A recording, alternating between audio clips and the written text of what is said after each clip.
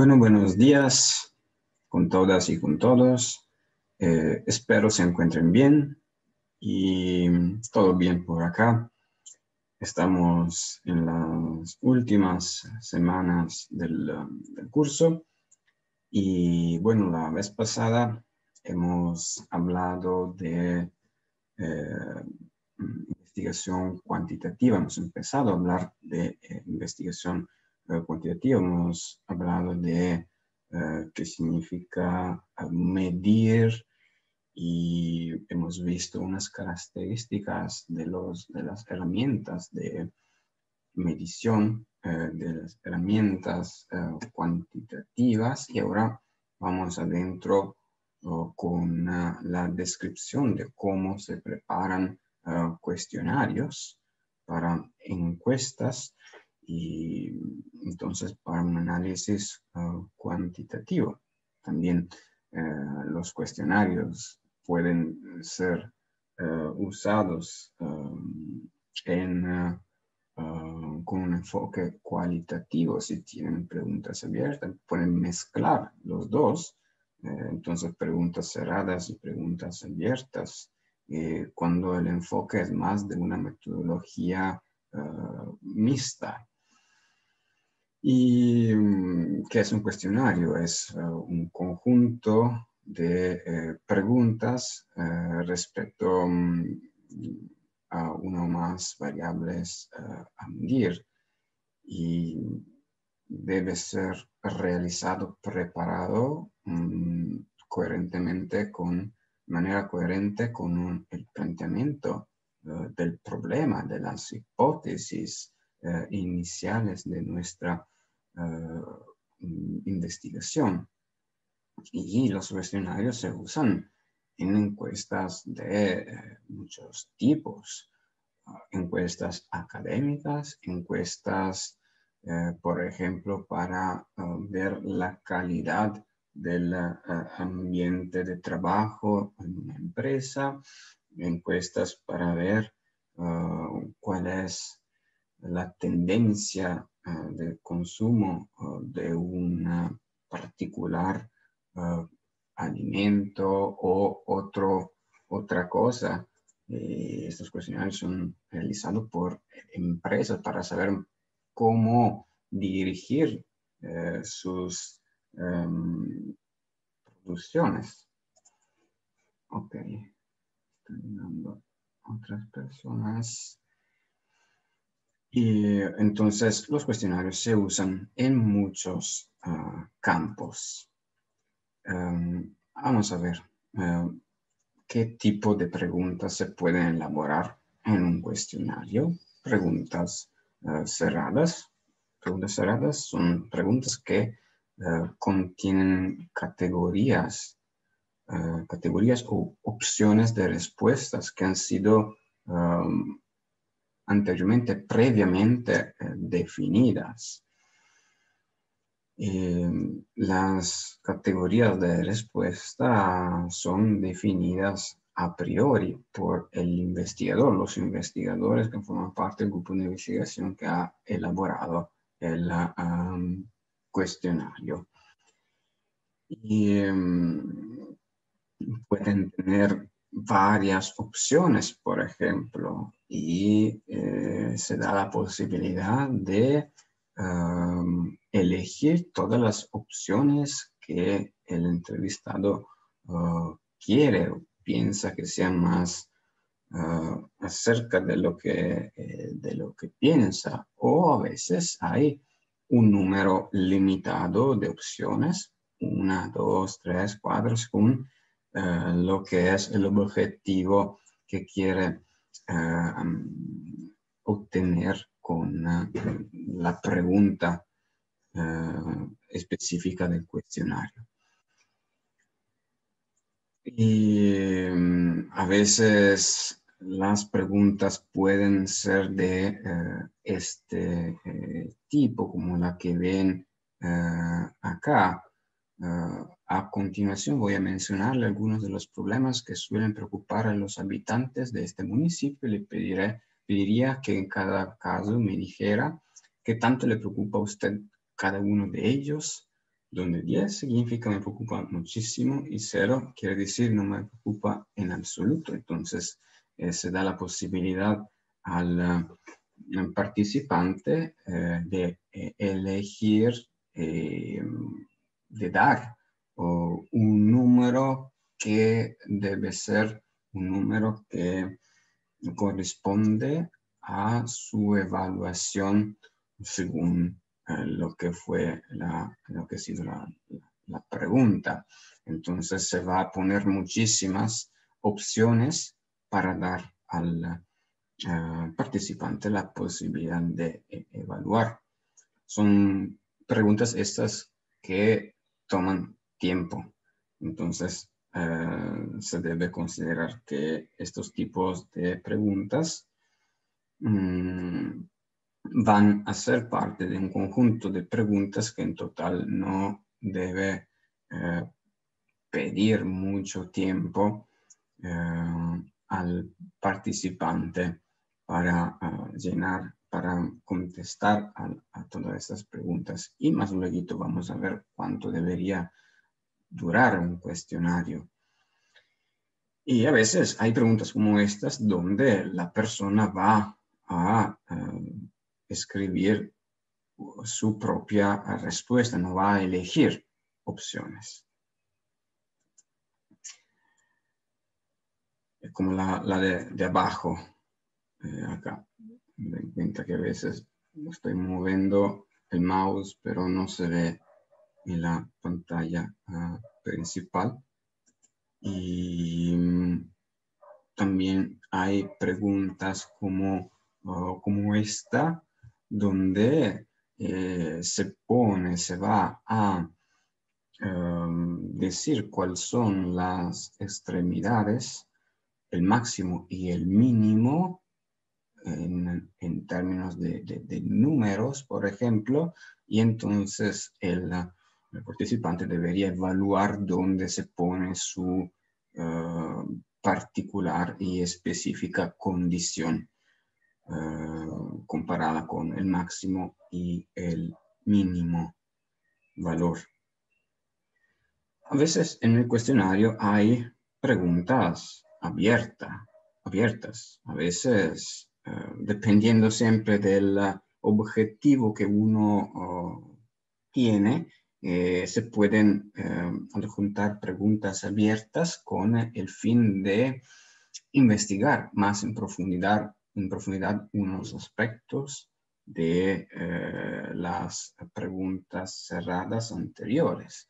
Por ejemplo, yo tenía preguntas cerradas sobre las percepciones de las comunidades de este bloque, el bloque 10, acerca de los impactos ambientales de la explotación petrolera. Entonces, la pregunta era, por ejemplo, ¿cómo percibe usted la calidad del agua, de los ríos, de los esteros, en relación con la presencia de la compañía petrolera? Y había 5 opciones, por ejemplo, desde mucho peor hasta mucho mejor, y luego tenía una respuesta abierta que era en qué sentido es peor o mejor, porque yo tenía la duda que los participantes podían dar respuestas que no estaban correspondiendo a lo que ellos pensaban. Entonces quería chequear si las respuestas dadas en las a las preguntas cerradas eran realmente creíbles según lo que pensaban los participantes. Entonces a veces se pone preguntas abiertas para chequear las respuestas cerradas o para profundizar en qué sentido, ¿no? Yo tenía también, además de estas preguntas cerradas que me daba la posibilidad de cuantificar en números las respuestas y hacer medias, por ejemplo, y evaluar mi modelo mi modelo estadístico quería saber, además de los números, por qué, en qué sentido piensan que la condición del ambiente está empeorando o está mejorando. Entonces, eso puede ser una razón por la que incluir preguntas abiertas. Y cuando un cuestionario está construido por preguntas cerradas y abiertas, y hay una proporción que es paragonable entre cerradas y abiertas, no significa que hay 50% de preguntas abiertas, 50% de preguntas cerradas. Más bien, puede ser que hay 70% preguntas cerradas y 30% preguntas abiertas, porque las preguntas abiertas te permiten recolectar más información. Bueno, ahí hay un cuestionario que tiene un enfoque de metodología mixta. Bueno, en los cuestionarios conviene usar preguntas cerradas o abiertas. Es un poco una pregunta que podría tener ese sentido también. Conviene tener un enfoque cualitativo, un enfoque cuantitativo.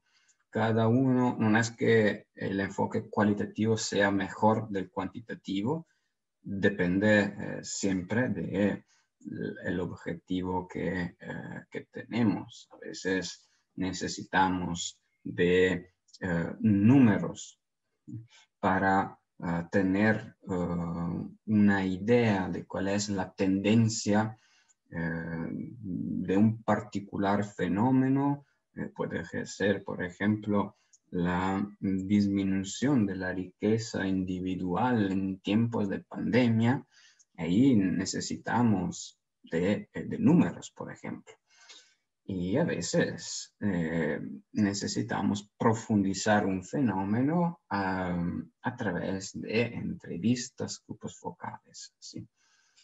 Más o menos tenemos la misma lógica que podemos considerar en cuanto al hecho de elegir preguntas cerradas o preguntas abiertas. Bueno, las preguntas cerradas son más fáciles de codificar y analizar.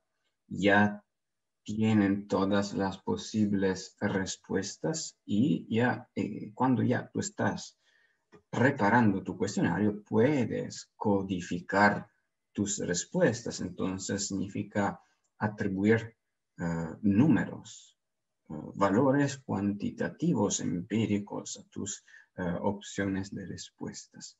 Y de ahí puedes analizar bastante rápidamente. Simplemente se trata también a través, por ejemplo, Excel o SPSS, hacer estadísticas.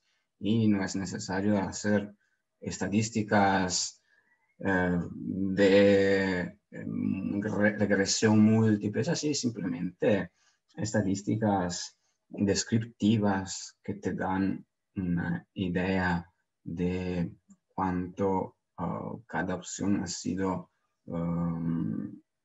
elegida por tu muestra. Es decir, necesitan menor esfuerzo por los encuestados porque no necesitan elaborar una respuesta verbal, más bien se va a dar un listado de opciones y el encuestado tiene que elegir entre estas. Necesitan menos tiempo, ¿ok? Mejor comparación entre participantes porque puedes comparar las distintas opciones, las distintas respuestas, más que en el caso de preguntas abiertas, donde el participante elabora su respuesta, que claramente puede ser diferente, muy diferente, un poco diferente de las de otros participantes. Y ya uno el investigador necesita analizar más en profundidad para entender en qué términos se puede comparar las respuestas a preguntas abiertas. A veces tenemos un problema, estamos pensando a un problema de investigación y no sabemos, no tenemos información sobre posibles respuestas, ¿ok? Y entonces las preguntas abiertas que se usan en las entrevistas y a veces se usan también en los cuestionarios son más difíciles de codificar, clasificar y preparar para el análisis. Se han visto, ¿no?, cómo se realiza un análisis cualitativo que necesita tiempo, necesita construir códigos adecuados para definir respuestas que no son las mismas, pero son parecidas, entonces pertenecen a la misma categoría. Y a veces los participantes tienen dificultad de expresarse. Es más difícil para un participante contestar en manera así abierta, porque necesita elaborar pensamientos y palabras que puedan describir esos pensamientos. Entonces, también hay límites en las preguntas cerradas. Las respuestas son limitadas y a veces estas respuestas no son todas las posibles respuestas que un participante puede dar. Y entonces, a veces no podemos estar seguros que el participante esté entendiendo todas las categorías de respuestas que hemos individuado. Entonces, hay puntos positivos y negativos en cada uno de los enfoques, en cada una de las tipologías de preguntas abiertas o cerradas, dependiendo siempre de uno cómo y qué quiere encontrar, cómo quiere explicar el fenómeno que está investigando. Como les dije, a veces se empieza con entrevistas o pequeñas encuestas con preguntas abiertas sobre un particular tema y se recolectan las distintas respuestas. Y aquí ven por qué razón terminó su relación con su pareja sentimental o novio. Las respuestas pueden ser: era muy celoso, dejé de amarlo, me fue infiel, me interesa otro, muchas cosas, ¿no? Y son categorías, son respuestas que a veces se repiten en el sentido que tienen. Entonces se puede agrupar estas respuestas en categorías más limitadas, que son las opciones que podemos dar a una pregunta cerrada. ¿Por qué razón terminó su relación con su pareja sentimental o novio? Y ahí podemos dar, cuando tenemos una idea de cuáles pueden ser las posibles respuestas, ahí puedes dar un listado de opciones que más o menos podría cubrir el panorama de posibles respuestas. Y la pregunta que ahora puse en esta diapositiva es: ¿las preguntas van precodificadas o no? ¿Qué significa precodificada? Codificar las preguntas, o mejor, las opciones de las preguntas en un cuestionario significa atribuir números o valores empíricos. ¿Tiene usted inversiones en la bolsa de valores?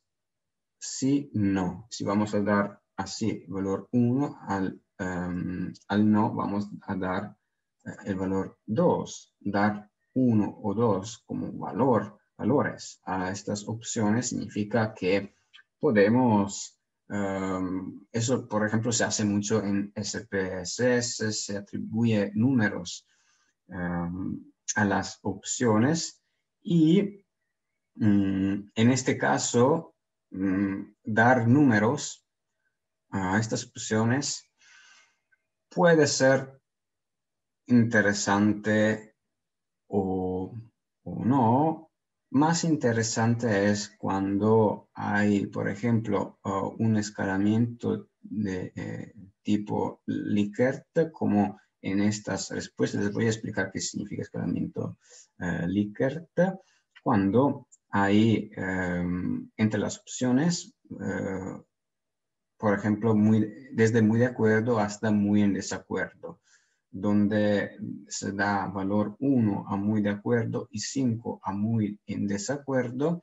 Y entonces, en esta manera, puedes, dando estos valores, construir medias y desviación estándar, que significa cuánto la respuesta mediamente se aleja de la media, la respuesta de cada participante se aleja de la media. Les voy a explicar en la próxima clase qué es la desviación estándar. Y entonces hacer la media en las respuestas cuando hay opciones como en el escalamiento Likert de 1 a 5, puede ser que tú tengas una media de 2.2. ¿Ok? ¿Qué significa esto? Significa que mediamente las personas han respuestos diciendo que están de acuerdo en este caso.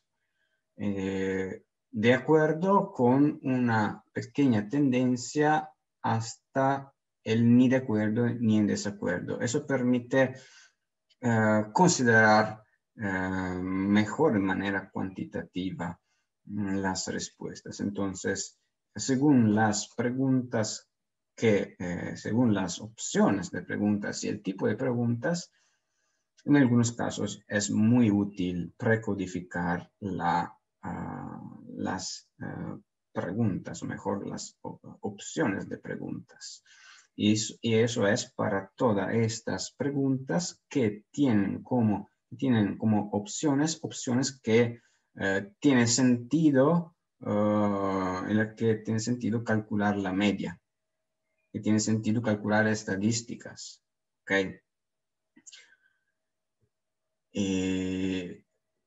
La estadística de sí y no en esta pregunta de acá, bueno, puedes decir que el 54% de las personas dice sí, pero no puedes hacer la media de 1 y 2. ¿Cuál es la media considerando el valor que puedes atribuir a estas opciones, que son 1 y 2? Si tenemos como media la media de 1.3, no tiene sentido, ¿no? No sé si está claro. Tiene más sentido en este caso, donde hay opciones que si vamos a considerar en términos numéricos, calculando unas estadísticas como la media,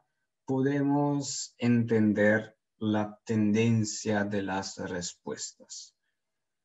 En este tipo de preguntas, donde hay simplemente un listado, puede ser sí, no, o puede ser otras preguntas, por ejemplo, ¿cómo se llaman todos tus ex novios? Y vamos a dar, o novias, vamos a dar un listado de respuestas. Podemos decir, no sé, Carlos, Luis, Daniela, Edison y todo así. Y a cada una de estas opciones sí vamos a dar un número. 1 es Carlos, 2 es Luis, 3 es Daniela, 4 es Edison, ¿ok? Y vamos a ver cuántas personas eligen Carlos, Luis, Daniela. No tiene sentido calcular la media en este caso. ¿Qué significa la media de 2.4? Entonces, la gente ha respuesto entre Carlos y Luis, o entre Luis y Daniela. No tiene mucho sentido. Pero lo vamos a ver en términos cuantitativos, dar así valores cuantitativos a la respuesta que puede significar en la próxima clase cuando vamos a usar SPSS, el programa. Y bueno, hay preguntas obligatorias en un cuestionario. Sí o no, es decir, depende siempre si necesitamos, por ejemplo, conocer aspectos como aspectos demográficos. Por ejemplo, normalmente en los cuestionarios se ponen unas preguntas demográficas como el género, la edad, el nivel socioeconómico o algo así para comparar personas que Eso lo debe pertenecen permitir, por ejemplo. a grupos de edades distintos o para una estratificación según el género, el nivel socioeconómico. No son obligatorias, pero muy a menudo son presentes a veces al inicio del cuestionario, a veces al final, esas preguntas demográficas que miran así recolectar una información que permite analizar el cuestionario, las respuestas al cuestionario, comparando clases de individuos. No es necesario que todos estos aspectos, desde género hasta años el lugar actual de residencia, sean considerados en el cuestionario. Hay que ver según siempre los objetivos que uno quiere tener. Ahora vamos a ver un poco las características que deben tener las preguntas. Les estoy explicando, básicamente dando sugerencias. No es que siempre hay que aplicar lo que estoy diciendo. En las ciencias sociales hay la libertad de cambiar la estructura de una herramienta, lo que sea un cuestionario o una entrevista, según las condiciones puntuales de la investigación, del contexto de estudio, del objetivo. Ok, podemos decir que todo lo que expliqué en este curso y estoy explicando son consejos que le voy a dar y sobre la base de la literatura y sobre la base también un poco de mi experiencia. Entonces, bueno, las preguntas deben ser claras, precisas, comprensibles. No deben crear confusión. No debemos evitar términos confusos, ambiguos y también términos de doble sentido. Y, por ejemplo, la pregunta que ven ahí, ¿ve usted la televisión? Es una pregunta confusa, no delimita cada cuánto, por ejemplo.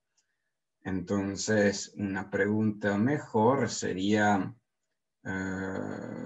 ¿cuántos días durante la última semana vio la televisión? Ok, y después preguntar, no sé, horarios, canales, contenidos de los programas. Otro tipo de pregunta conveniente es, ¿le gusta el deporte? ¿Qué significa esa pregunta? No se sabe si esa pregunta significa ver el deporte por televisión, por ejemplo, o hacer deporte, practicarlo, ¿ok? A veces también usar términos con múltiples significados puede ser que vaya a crear confusión. ¿Su empleo es estable? Esa otra pregunta. ¿Qué significa estable? Para mí podría ser estable si es de 3 años. Uno podría decir que es estable si es fijo. Okay. Otro si es de 1 año. Entonces, también en este caso hay que considerar lo que puede pensar la gente y pensar y también hacer pruebas. Cuando uno hace cuestiones, prepara cuestionarios, intenta desarrollar las preguntas pensando si las preguntas se pueden entender, son entendidas por la gente y hacer pruebas con amigos o a veces en áreas piloto. Las preguntas deben ser breves porque si yo voy a preguntar, ¿está usted de acuerdo con cualquier reclamo legal de Guatemala en contra de Belice sobre territorios continentales y insulares? Mañana vamos a terminar la pregunta y entonces ya hemos matado nuestro participante con una pregunta de este tipo. Ya se paró prácticamente después de la 5ª palabra. Entonces hay que ser preciso y conciso y breve. Ir directamente al objetivo. Usar un vocabulario simple, directo, familiar, en el sentido que debes usar palabras que no son demasiado técnicas, que sean entendidas por todos. Otro aspecto es no incomodar al participante con preguntas delicadas. Si estamos analizando el fenómeno del alcoholismo, no es que podemos preguntar directamente, ¿es usted alcohólico? Es un poco delicado, ¿no? Un ejemplo puede ser el consumo de bebidas como ron, tequila, vodka y whisky en esta ciudad es de, no sé, 20 botellas de 1 litro al año. ¿En qué medida usted estaría por encima o por debajo de esta cantidad? Algo así. Preguntar, ¿consume usted drogas? ¿Qué puede contestar una persona, no? Entonces, ¿qué opina de las personas que consumen drogas en dosis mínimas? Hay preguntas de este tipo. Y otra cosa muy importante, que son cosas que en realidad valen, tienen sentido, sean consideradas también en las preguntas que se desarrollan en las entrevistas. También allá debemos tomar en cuenta estos aspectos.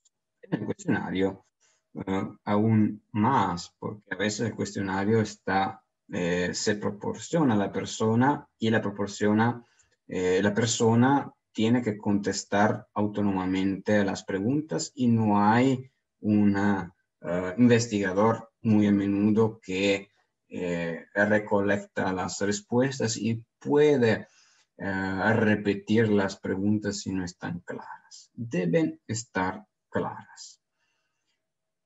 Las preguntas deben considerar un solo aspecto. Por ejemplo, ¿acostumbra usted ver la televisión y escuchar radio diariamente? Estamos preguntando 2 cosas. Ver televisión y escuchar radio. ¿Ok? Entonces hay que dividir la pregunta en dos. Un aspecto para cada pregunta. No se puede preguntar sobre más de un aspecto para cada pregunta. ¿Sus padres eran saludables? Bueno, ¿qué significa saludable? Y ¿qué pasa si, por ejemplo, la madre nunca se hubiera enfermado de gravedad, nunca hubiera sido hospitalizada y en cambio el padre hubiera tenido severos problemas de salud? Entonces, en este caso, no, esta pregunta no vale así puesta. Las preguntas no deben inducir respuestas. Una pregunta como, ¿piensa usted votar por tal partido político, en las próximas elecciones? Esta puede inducir. ¿Le gustaría casarse? Esta pregunta tiene algo a considerar con el hecho de la deseabilidad social. Haciendo estas preguntas, estamos diciendo que en un sentido estamos influenciando la respuesta diciendo que casarse es cosa buena, es cosa que hacen todos, ¿no? Entonces, mejor es decir qué opina del matrimonio. Y los trabajadores argentinos son muy productivos. También esta debería ser formulada en esta forma. ¿Qué tan productivos considera usted en general a los trabajadores argentinos? Ok. Y, ok, por ejemplo, otra pregunta es, no sé, mire abajo, la Organización Mundial de la Salud ha probado que el tabaquismo provoca diversos daños al organismo. ¿Considera usted que fumar es nocivo para su salud? Prácticamente hemos dicho que fumar es nocivo, y vamos a preguntar si según usted fumar es nocivo. No tiene sentido, ¿no? En esta forma la pregunta.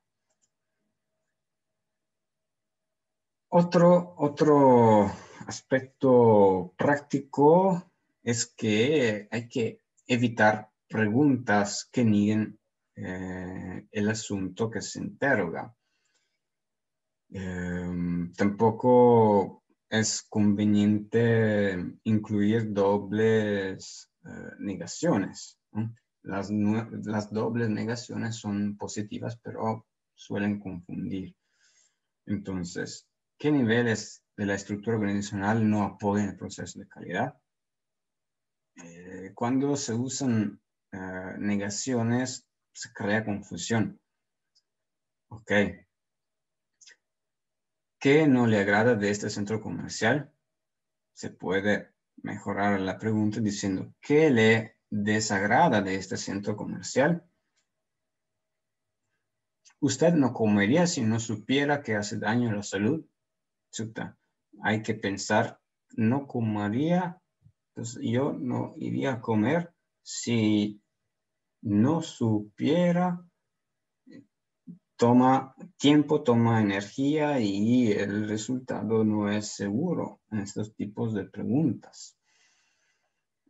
Otro aspecto es esto, bueno, el orden de las opciones.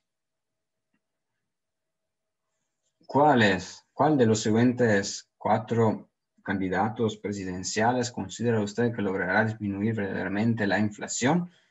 Neymar, Cristiano Ronaldo, Messi o Dybala. ¿En qué sentido digo que el orden de las opciones puede influenciar las respuestas? en el sentido de que, por ejemplo, en investigaciones, en encuestas telefónicas, por ejemplo, o encuestas donde el investigador lee las opciones al participante, los encuestados, los participantes eligen con más frecuencia los elementos que se escuchan más tarde en una lista. ¿Ok?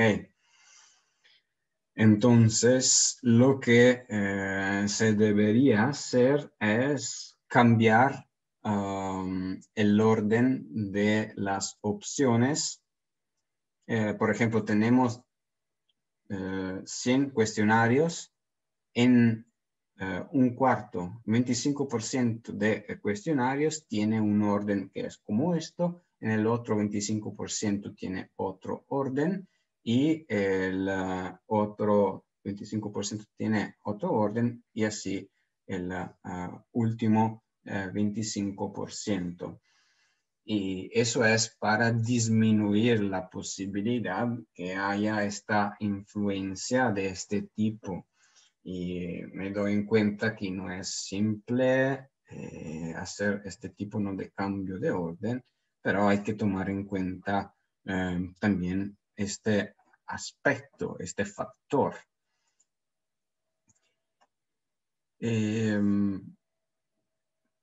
Ok, aquí hay otras características sobre posibles errores que hay en las preguntas.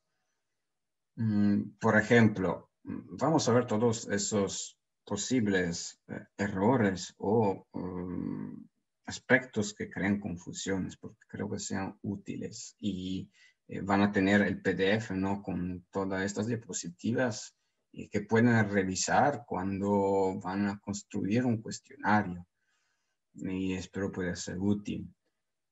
Por ejemplo, ¿votará en las próximas elecciones? Es una pregunta confusa porque ¿cuándo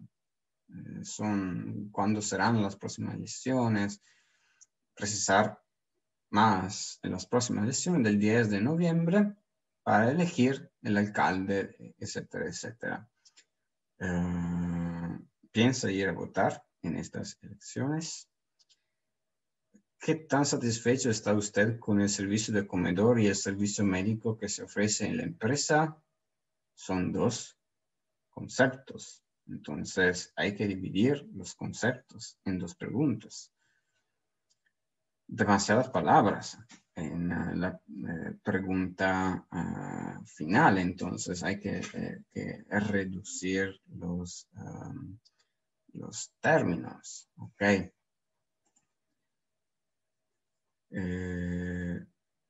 Pregunta negativa. ¿Los estudiantes no deben portar o llevar armas a la escuela? Mejor es ponerla así. ¿Los estudiantes deben o no portar armas en la escuela? Ok. Contener la segunda pregunta tiene jerga lingüística. ¿Qué tan chida o padre es la relación con su empresa? Creo que chida sea un término mexicano, no sé. Usted conocerá más. ¿Qué tan chévere? Si yo digo chévere, creo que chévere es ecuatoriano. Y no lo puedo usar en México, por ejemplo, ¿no? En Holanda, cuando estudié en Holanda, unos tiempos tenía unos amigos mexicanos y sí, me dijo que tenía términos de Ecuador. A veces también términos quichua como a veces decía como achachay para decir que frío. Pero bueno, esa es otra cosa. Ñaño, ñaña, ¿no? Algo así. No podemos usar esos términos en cuestionarios porque también en un ambiente, en un contexto ecuatoriano, si vamos a usar términos ecuatorianos, puede ser que no todos conozcan estos términos, ¿no? Entonces mejor es tomar en cuenta esta cosa. A veces crea confusión si las opciones se superponen, se traslapan, como en este caso, podría indicarme su edad, 18, 19, 19, 20, 20, 21, 21, 22. Entonces, son cosas bases, cosas que parecen ser así simples, pero a veces hay que tomar en cuenta que pueden pasar. Otro caso es esto, donde hay categorías de respuestas sin balance entre las favorables y las desfavorables. Por ejemplo, ¿en qué medida está usted satisfecho con su superior inmediato?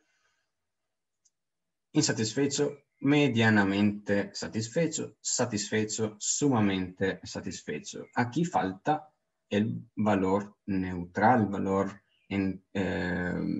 que da más balance, ni satisfecho, ni insatisfecho, ni insatisfecho. Ok, en este caso hay que añadir otra opción. Entonces, cuando hay un listado, una escala de percepciones entre los dos valores máximo y mínimo, hay que poner un valor en la mitad que sea un poco más neutral. Solo una parte de los participantes pueden entender la pregunta. ¿Cuál es el género y marca de bebida etílica que acostumbra adquirir? Etílica, puede ser que no todos conozcan ese término. Alcohólica, bebida alcohólica. O usar términos en otros idiomas. ¿Qué efectos tuvo en esta empresa el downsizing?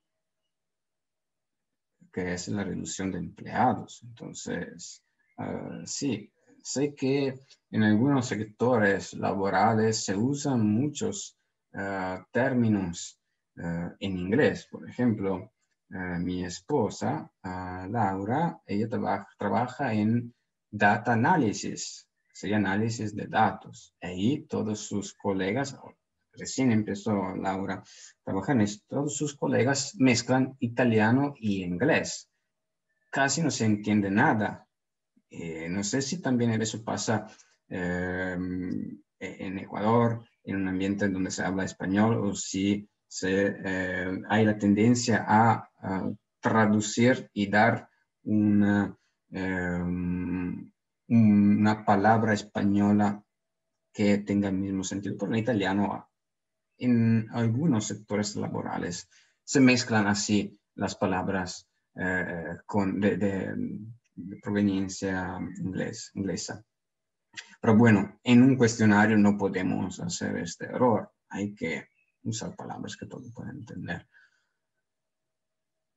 La pregunta puede ser inadecuada por parte de la población.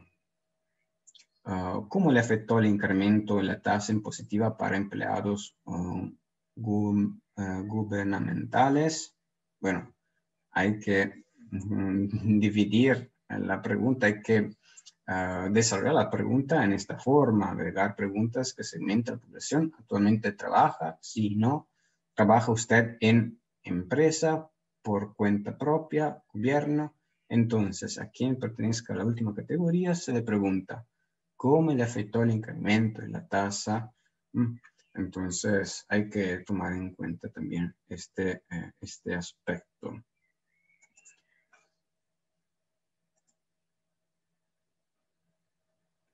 Ok, perfecto. No sé si hay dudas o algo sobre lo que expliqué hasta ahora.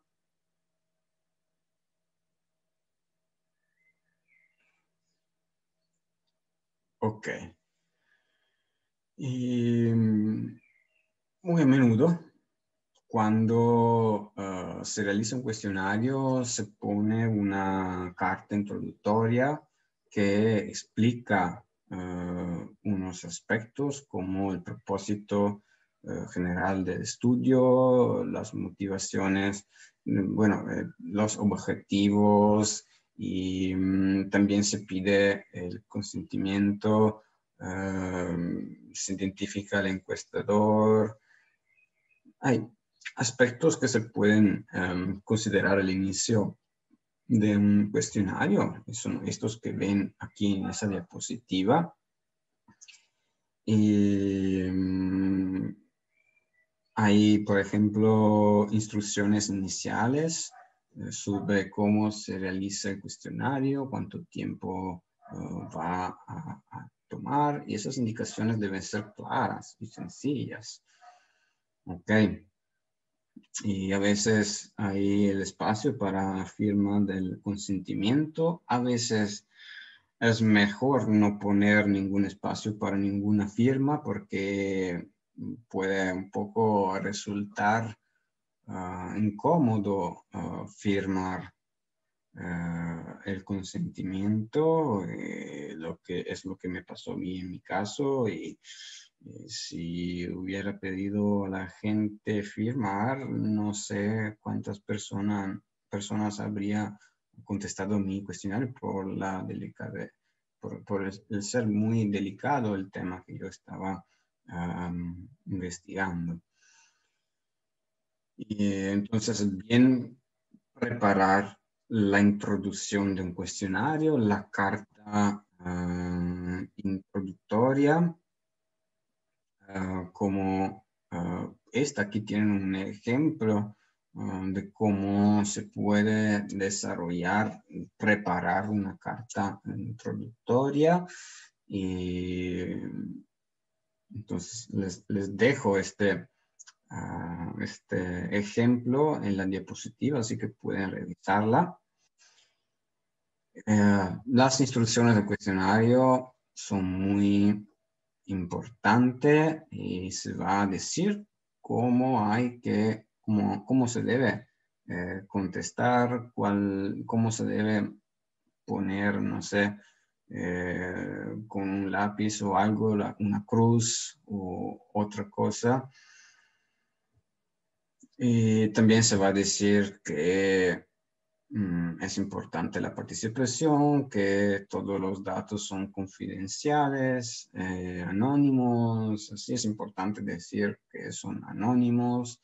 Es importante también a veces intentar involucrar al participante en manera activa, dando importancia al participante, diciendo cuál es la importancia de él, o a veces diciendo también cuál es la importancia del estudio para que sea más motivado. Tener una razón fuerte en el contestar al cuestionario puede ayudar a obtener información más fiable. Entonces, por ejemplo, al inicio, ¿no? Se puede involucrar al participante incentivando al participante diciendo que puede recibir, bueno, ya hablamos de esto, dinero o algo, etcétera. Se hacen las encuestas. Hay que ver si es un aspecto que puede influir en los resultados o no. Podemos incentivar el participante considerando que su participación es importante para el estudio, que va a ser útil para la comunidad. Por ejemplo, puede tener interés por el conocimiento de los resultados, interés profesionales. Entonces aquí ven un listado de posibilidades que se pueden considerar cuando se busca involucrar al participante. Cuando se realiza un cuestionario, la parte inicial en la que el investigador se describe, se presenta en la carta introductoria o cuando el investigador se presenta directamente porque está realizando la encuesta cara a cara, ¿ok? Esta parte inicial, como también las preguntas iniciales del cuestionario son muy importantes. Son como los cimientos de un edificio. Entonces, hay que considerar bien cómo estás presentando el cuestionario y cómo has desarrollado las preguntas al inicio. Es mejor empezar con preguntas un poco más generales. A veces puede ser útil empezar con preguntas así sobre género y edad, de este tipo que hemos dicho. A veces preguntas como estas preguntas sociodemográficas pueden causar un poco más de desconfianza porque la persona dice, chuta, que quieren saber de mí. Hay que decidir considerando el contexto donde vas a hacer tu investigación. Entonces, este es un aspecto también importante. Ok.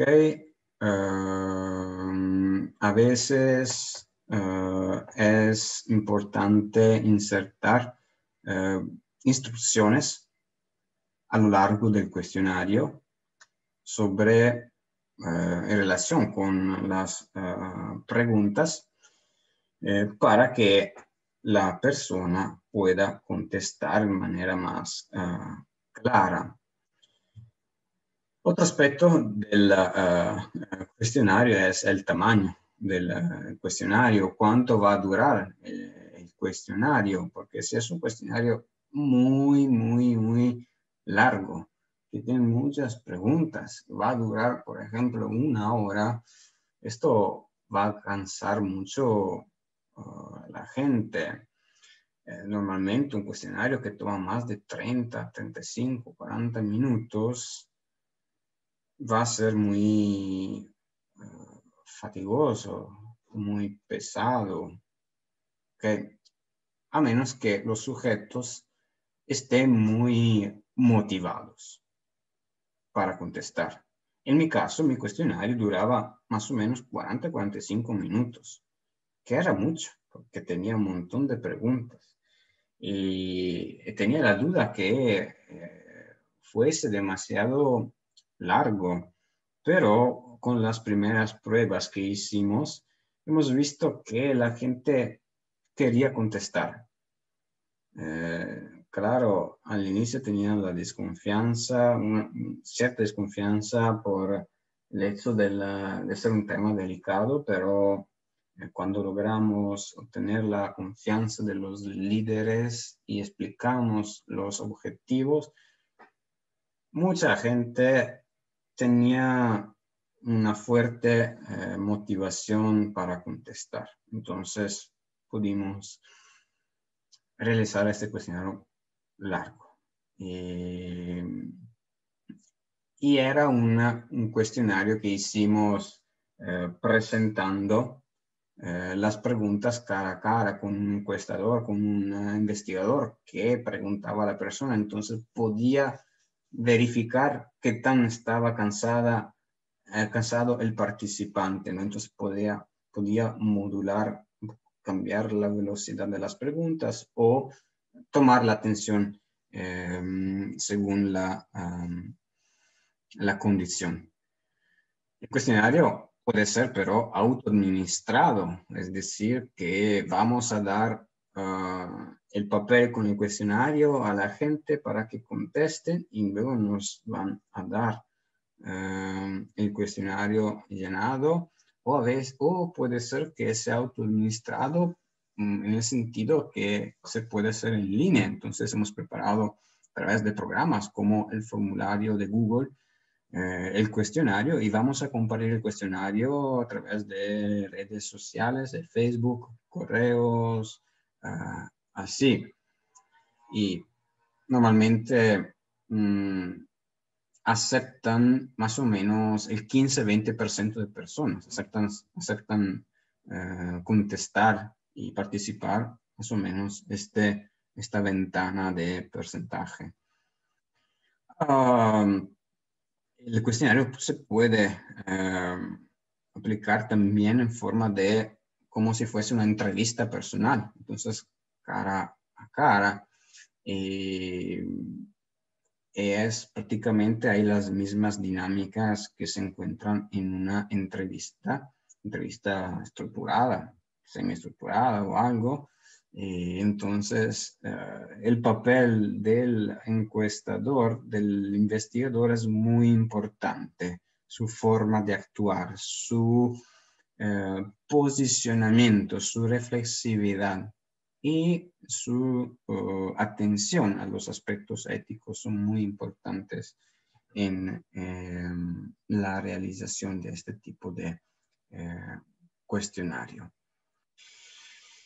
Y entonces, lo que pasa en una entrevista personal es que el entrevistador lee el cuestionario o da el cuestionario a la persona y espera un poco al lado sin causar demasiada presión al participante. Normalmente en una entrevista personal, el entrevistador, el investigador lee el cuestionario a la persona y es lo que decidimos hacer en nuestra investigación, las comunidades del bloque 10, porque no todos estaban acostumbrados a cuestionarios y porque en esta manera los investigadores podían estar percibiendo un poco el clima, podían modular un poco el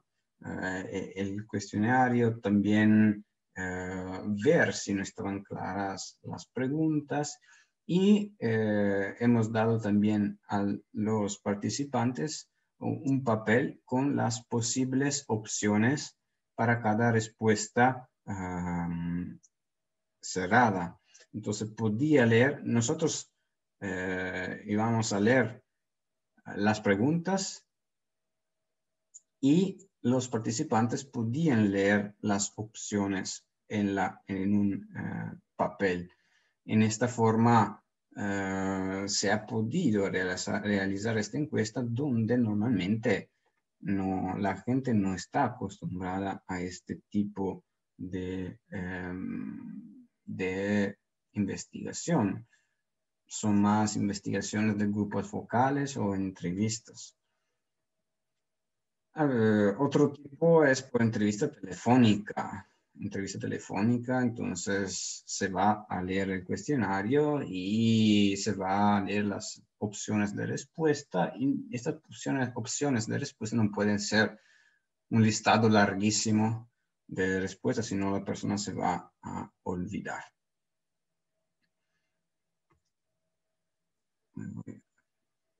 Esta ventanita. Ok, perfecto. Entonces, ahora hablamos del escalamiento de Likert y prácticamente es un conjunto de ítems presentados en formas de afirmaciones o juicios, antes los cuales se pide la reacción de los participantes, la percepción de los participantes. Deben elegir entre las opciones la que más se acerca a sus percepciones en relación a la pregunta. Entonces, aquí pueden ver opciones distintas de preguntas según escalamiento de Likert, muy de acuerdo, de acuerdo, desacuerdo, desacuerdo, muy desacuerdo, ¿ok? Y Otros son siempre, la mayoría de las veces sí, algunas veces sí, algunas veces no, la mayoría de las veces no, nunca, completamente verdadero, verdadero. Y aquí el participante puede elegir la opción que más está representando su percepción. Y ese tipo de escalamiento puede ser usado con mucha facilidad para hacer estadísticas, entonces con una codificación que permite atribuir números a las opciones y en esta manera desarrollar estadísticas descriptivas como medias o desviación estándar que permite así desarrollar o mejor profundizar el análisis y la tendencia de las respuestas de los participantes. Y aquí, también hay posibilidades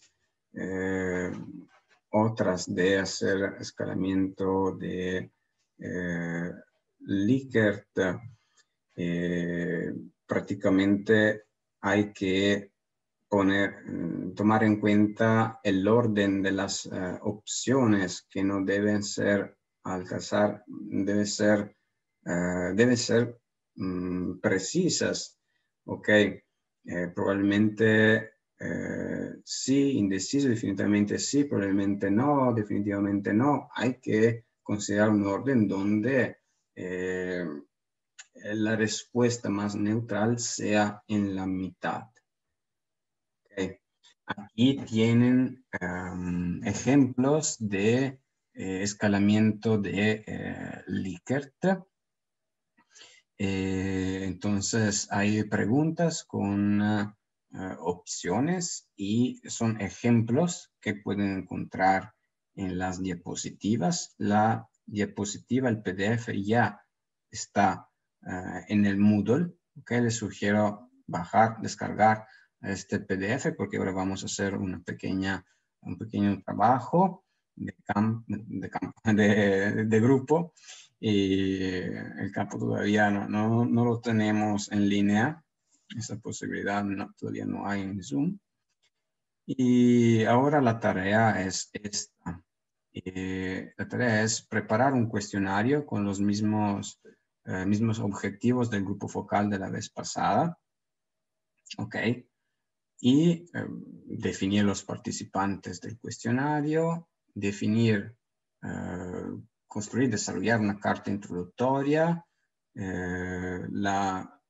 de las instrucciones para los participantes y en este cuestionario hay que desarrollar 5 o más ítems sociodemográficos, 5 más ítems sobre puntos que surgieron del grupo focal, aspectos que surgieron del grupo focal. Entonces, la vez pasada en el grupo focal hablamos de impactos de la pandemia y han realizado un grupo focal y han definido bien el objetivo del grupo focal. Entonces, este cuestionario tiene el mismo objetivo del grupo focal, pero este grupo focal permitió profundizar este tema y encontrar aspectos como tipologías de impactos que pueden ser usados para desarrollar preguntas y opciones. Entonces, sus objetivos será siempre estudiar los impactos sociales o ambientales de la pandemia en los grupos sociales que habían así definido en el grupo focal. Y en este cuestionario hay que preparar 5 o más ítems sociodemográficos: género, edad, nacionalidad, ciudad de residencia, algo así.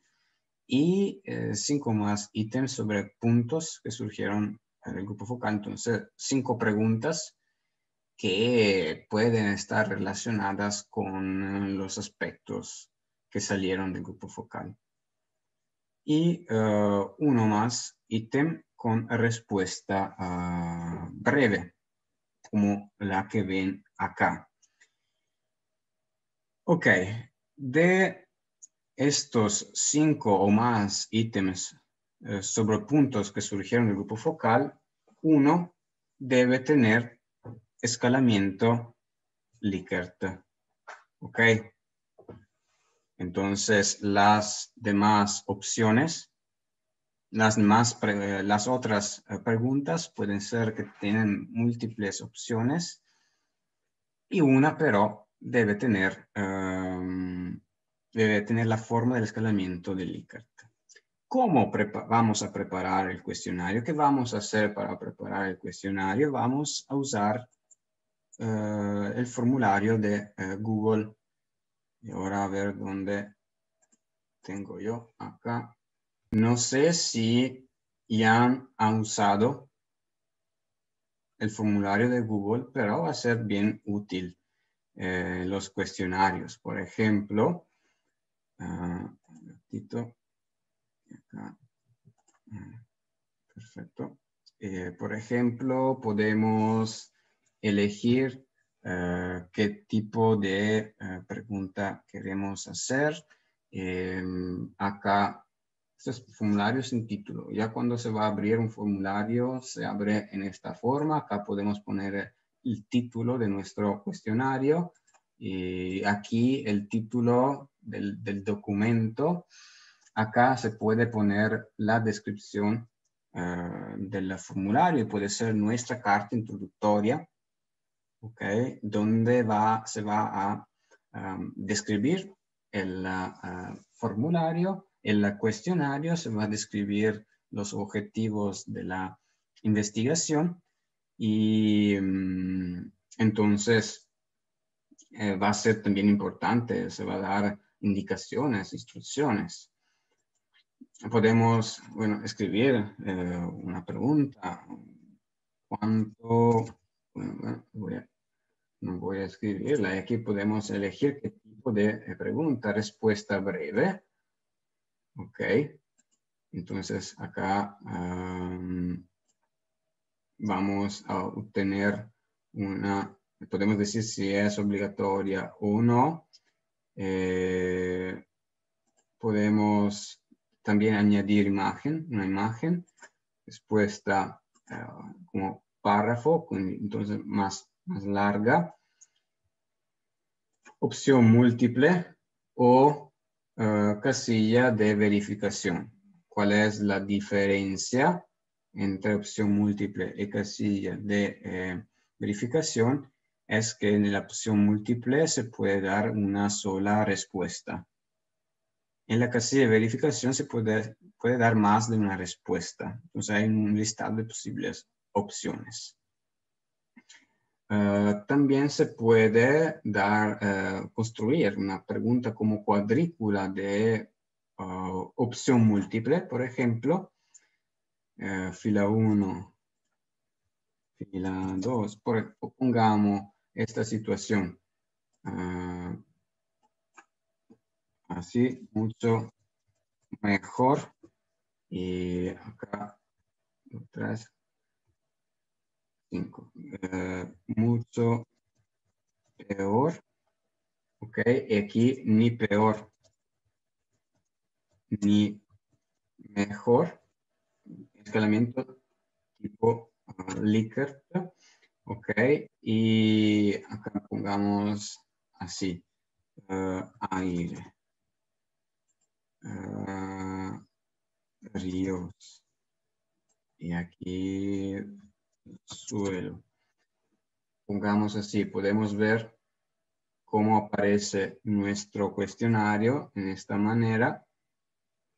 Y la pregunta en este caso podría ser, ¿cómo califica usted la calidad de los siguientes componentes ambientales en relación con la presencia de la compañía petrolera, comparándolo con el pasado. El aire, mucho mejor, ni peor ni mejor, mucho peor. Ríos, ¿no? Entonces, de esta manera pueden construir preguntas que tienen distintas componentes y para esas componentes tenemos las mismas respuestas. Y es el típico que hay, cuando hay un escalamiento Likert.